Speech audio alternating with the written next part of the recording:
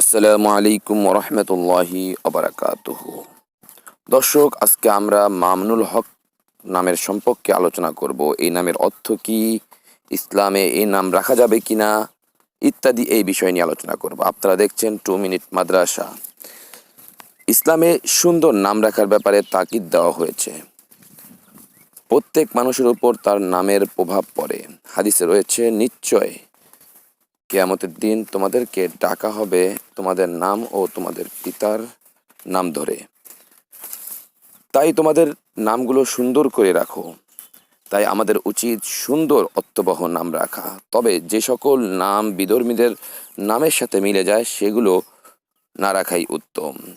যদি প্রশ্ন করেন মামুনুল হক নামটি ইসলামিক কিনা, হ্যাঁ, মামুনুল হক নামটি ইসলামিক। এটি ইসলামিক একটি নাম।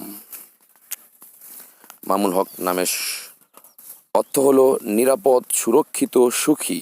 এই নামটি দুটি অংশে বিভক্ত, মামুন এবং হক।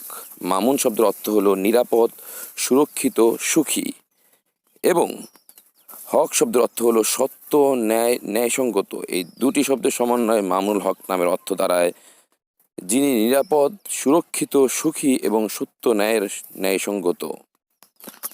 মামুনুল হক নামের বন্ধুদের সাথে ভিডিওটি শেয়ার করতে ভুলবেন না। আর আপনি আপনার নামের অর্থ জানতে ভিডিওর কমেন্ট বক্সে নামটি লিখুন। সাবস্ক্রাইব করে সাথে থাকুন। খুব দ্রুত আপনার নামের অর্থ নিয়ে হাজির হব ইনশাআল্লাহ।